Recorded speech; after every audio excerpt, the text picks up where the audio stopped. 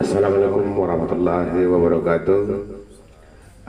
Para pemeriksa dan penonton yang budiman, baik yang ada di panggung ngopi ngobrol volume tinggi maupun yang ada yang sedang live di media sosial, Facebook, Twitter, YouTube dan media sosial lainnya.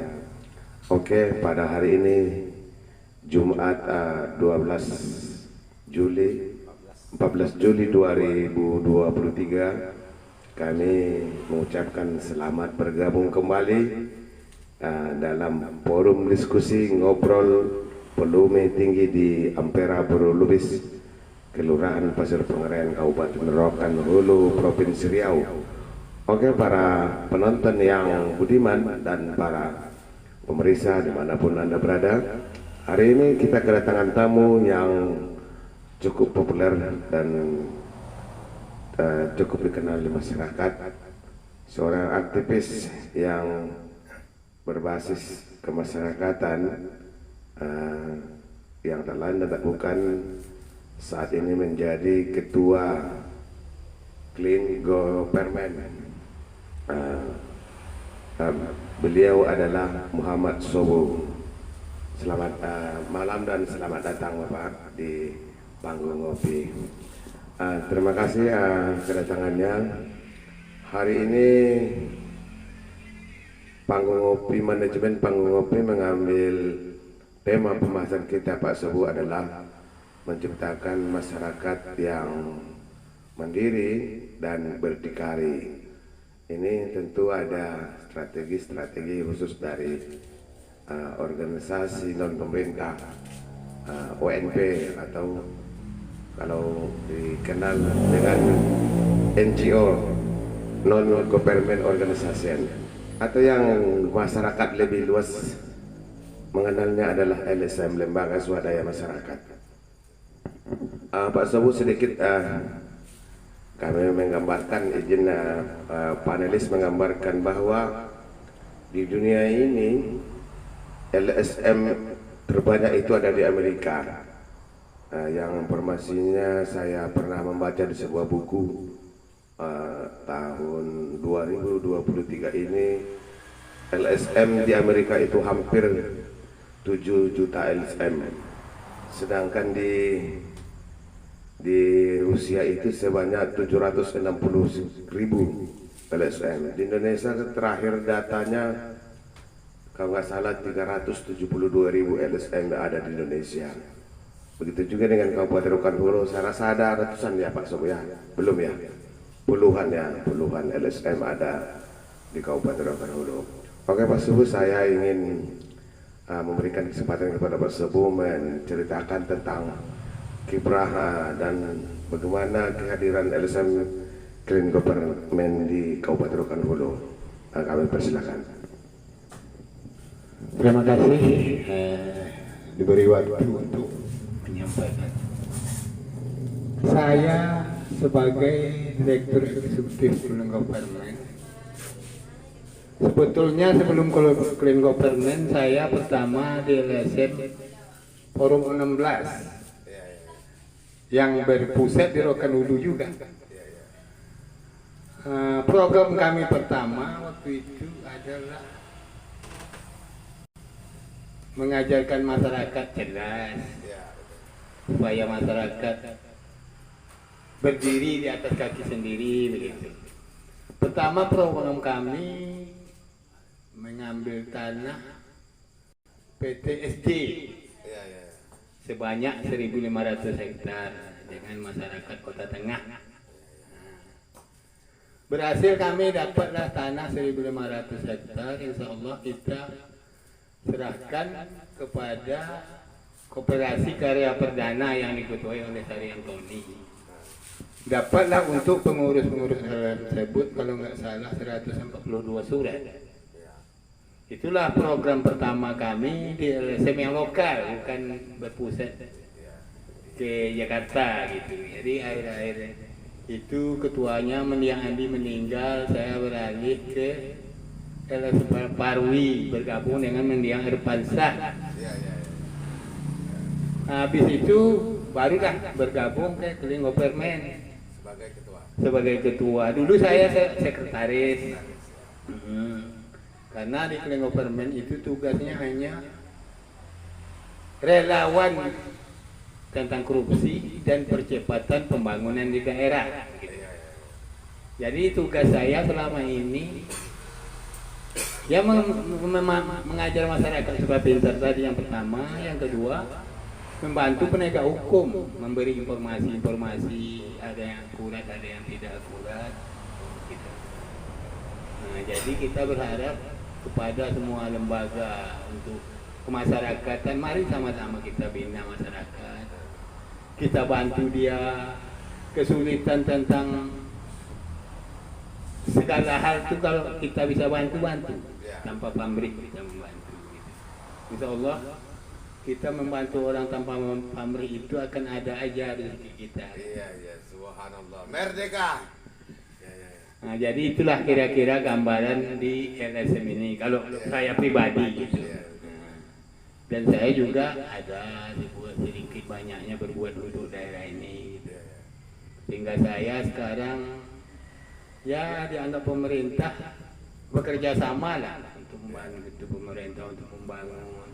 Salah satu contoh ada satu SMK itu yang di Simpang Sempurna Alam itu tanpa memakai APBD perak pun sampai sekarang sudah ada hampir 100 muridnya.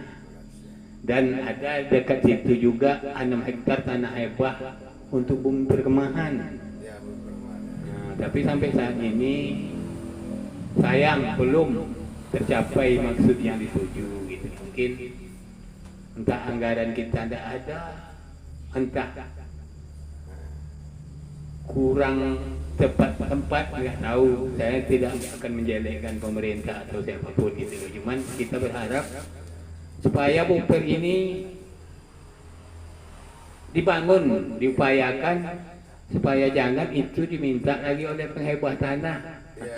Karena 6 bulan yang lewat dia sudah bilang bahwa tanah itu kalau nggak dibangun akan kita ambil lagi katanya.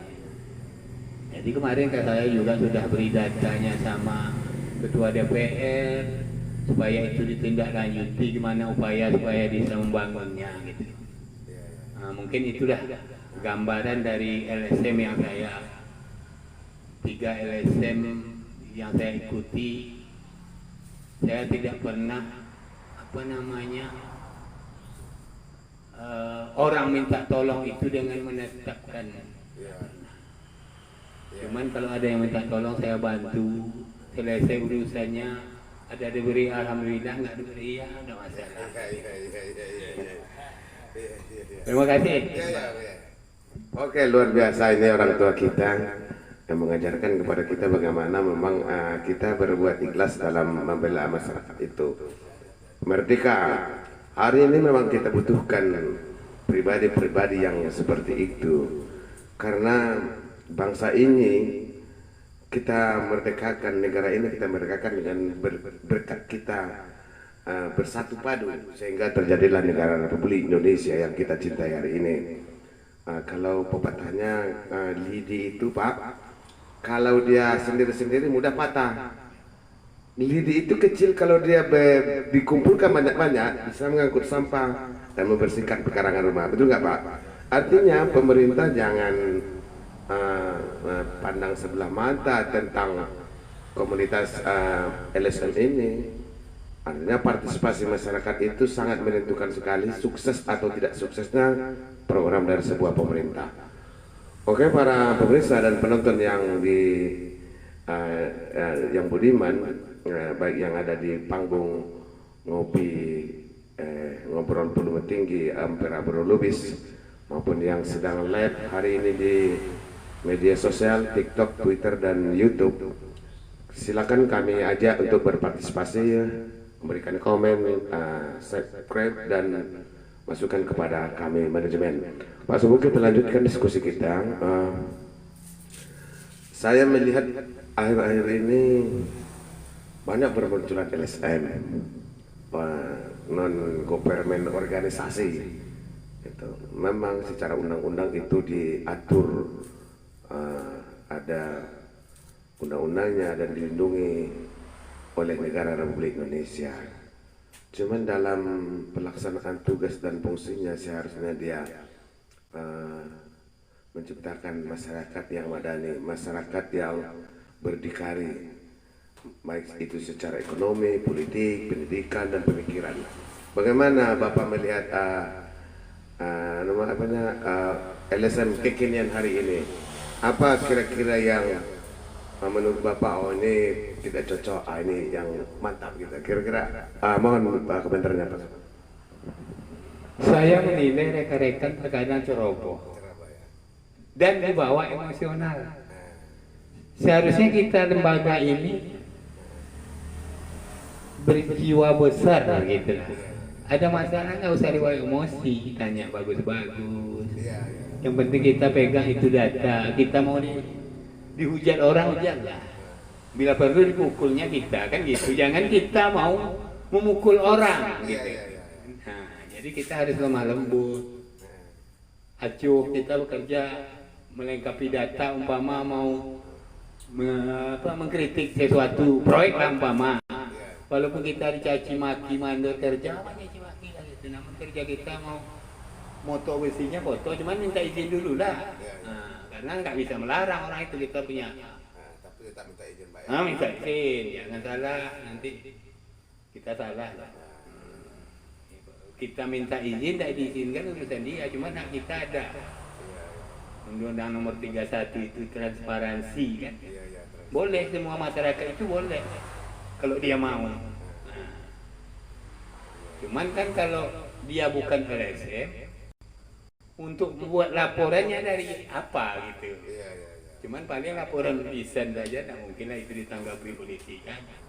Jadi makanya, jadi diharap juga pada rekan-rekan LSM, marilah kita berjiwa besar, jangan gegabah, jangan mudah emosi. Insya Allah kita tidak dibenci orang gitu. Kayak saya berapa kasus saya lapor, namun orang nggak sakit hati karena saya ingatkan dulu. Kasus Genset contoh, sampai apa namanya, pamannya sendiri Marjeni memanggil Januar, itu jangan ditender karena masukan dari kami sama Haji Maris Kasim sudah mendiang, namun itu tetap tendernya. Akhirnya baik, Bang Marjani baik sama saya karena dia tahu kami udah ingatkan gitu. Nah sama kasus Bu Epi, saya udah ingatkan dan nadak itu tidak boleh pihak ketiga. Karena Yugnesnya udah dari pusat sana. Akhirnya tahun besoknya dibuatnya lagi, ya udah. Ya kita udah ingatkan, kita lapor gitu. Kita LSM ini kalau menurut saya, yang disampaikan Pak Damri itu saya sangat berpegang. Semua permasalahan itu kalau bisa ada temuan kan uang negara. Uang rakyat. Nggak usah langsung lapor dulu. Itu pesan Pak Damri kemarin. Laporkan kayak sekarang Sekda Pak Saki, laporkan dulu Pak ini begini.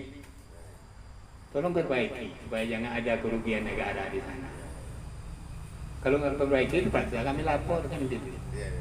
Jadi alhamdulillah selama pesan Pak Damri itu banyaklah masalah-masalah tentang kenakalan pejabat dan namanya. Insya Allah diperbaiki waktu Pak Damri Sekda, Pak ini begini salah. Tolong ingatkan, tolong perbaiki. Tolong jangan dibayarkan umpama proyek marah. Tolong kan tidak ada yang jadi korban gitu. Kehilangan uang kita tidak kembali lagi dia kan.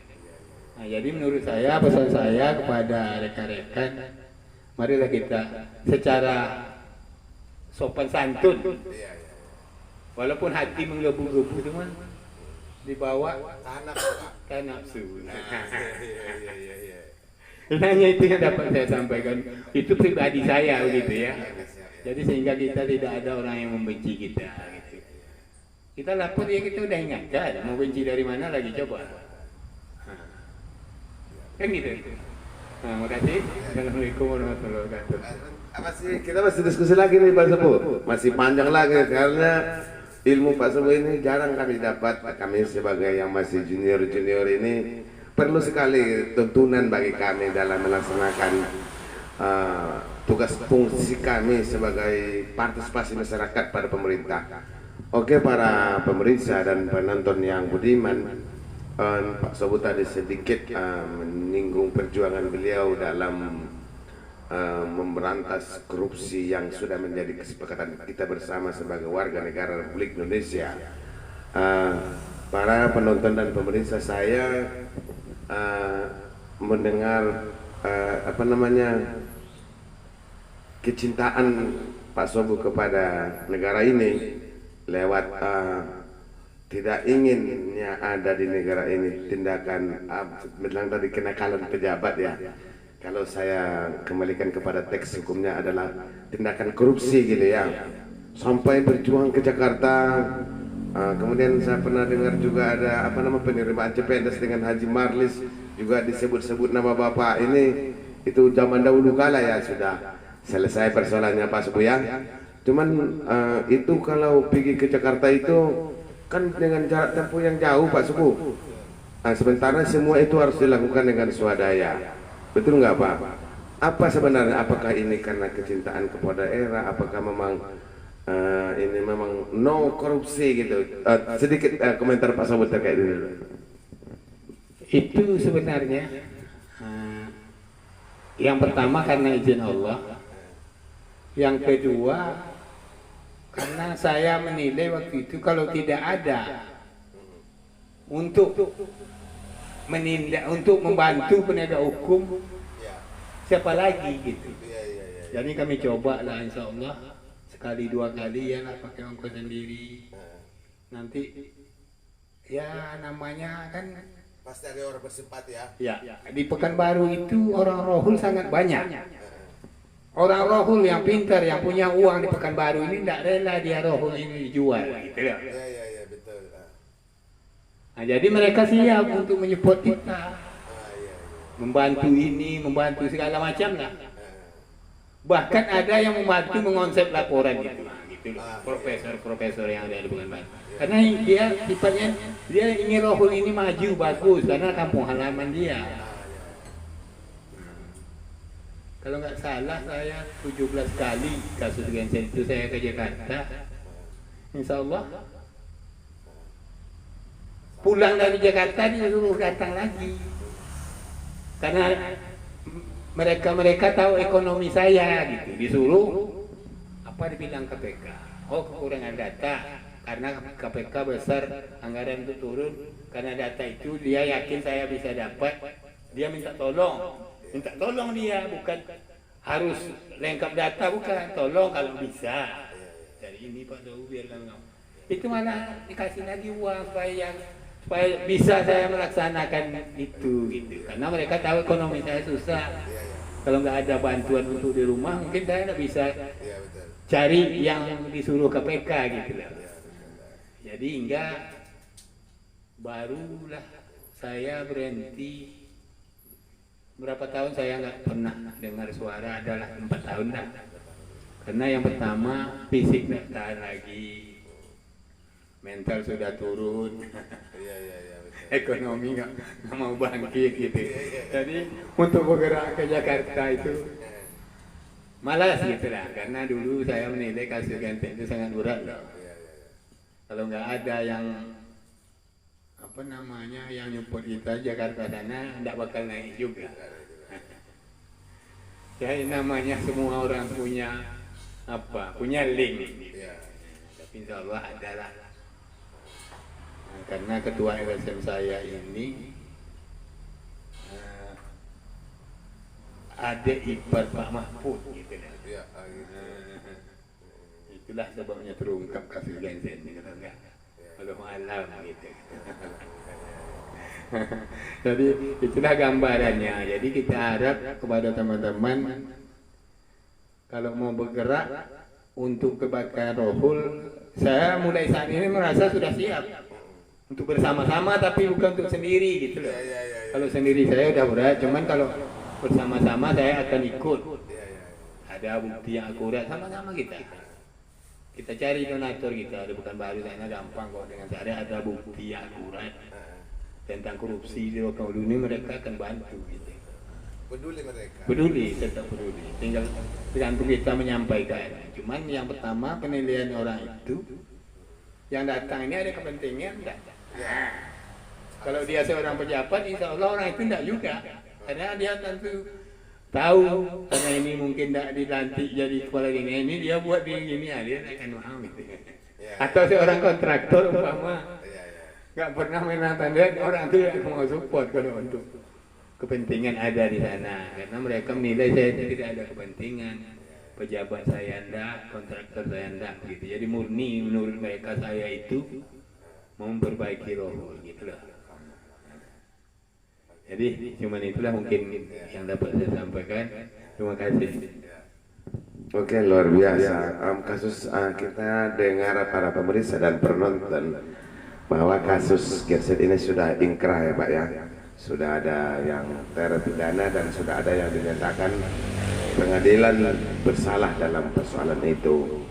Oke, terima kasih pemirsa. Mungkin karena waktu juga yang memisahkan kita di akhir waktu, manajemen memberikan waktu yang begitu singkat Pak ya rasanya ya kita diskusinya ngobrol-ngobrolnya. Saya mau kasih Bapak Bapak sedikit himbauan kepada para aktivis ya, aktivis LSM, kemudian kepada pemerintah dalam rangka untuk kemajuan kampung halaman, kemajuan Rokan-Odo. Sedikit saja Pak, terakhir mungkin Pak. Ya baik, permintaan Pak. Ngobrol volume tinggi. Kita berharap kepada rekan-rekan seperti yang sampai sampaikan tadi, sopan santun, dan juga kepada pemerintah kita berharap diakomodir lah LSM wartawan karena mungkin ada yang bisa membantu pemerintah untuk membangun ini gitu. Janganlah dibuat sebagai musuh, janganlah angkuh nanti terkadang nepon nggak diangkat, WA nggak dibalas-balas kan nggak mau berteman namanya. Memberikan masukan terkadang ada yang salah dia mau menyampaikan lewat HP kan. Nah jadi kita berharap kepada pemerintah terhadap LSM wartawan akomodir lah sesuai dengan aturan atau dengan anggaran. Mungkin LSM wartawan kan ada anggaran kan, bantu mereka supaya dia jangan nyelonong apa maksudnya. Jangan nggak beretika. Jangan nggak beretika. Kalau dia udah akomodir itu saya rasa semua itu lancar-lancar aja gitu. Tidak akan ada komplit, tidak akan ada hujat menghujat gitu. Nah, jadi kita berharap pada rekan-rekan seperti tadi kepada pemerintah ya begitu. Kemudian apalagi kayak Kesbang sekarang kita udah melihat udah mulai mengakomodir. Cuman kita harus sabar juga. Terkadang kan APBD ini tidak mencukupi karena saya melihat mau lebaran itu kayaknya di Kesbang di Kominfo itu ada yang mau emosi kayaknya karena belum cair uangnya kan gitu. Nah, itu kita juga harus memahami. Jangan kan kita paksakan yang nggak ada itu mau dibuatnya apa gitu. Pemerintah pun harus lego juga. Iya. Jangan karena nakal. Jangan pula sembunyi, bilang aja apa adanya. Ini kan sebagai merondo. Kita menyangka dia ada menyimpan uang untuk kita, padahal uang itu tidak ada. Cuma karena dia merondo, dugaan kita. Saya dulu tenang itu. Jadi itu. Terima kasih banyak. Terima kasih banyak Bapak Muhammad Sofu yang sudah memaparkan tentang bagaimana duka dan sukanya ketika memilih menjadi partisipasi masyarakat atau LSM.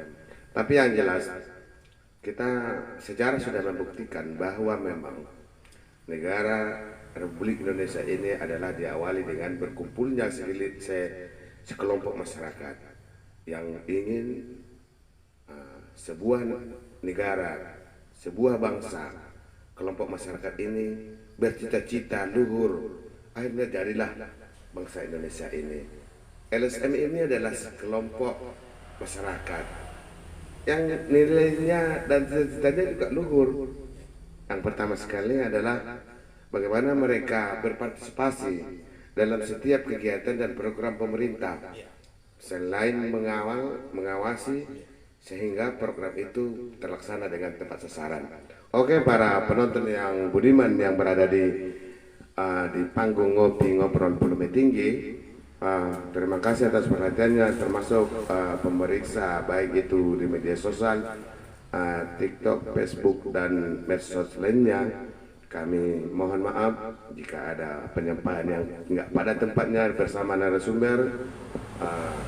Izinkan kami undur diri. Selamat bergabung di waktu dan tempat yang sama. Merdeka! Merdeka! Merdeka! Jadi Rudi.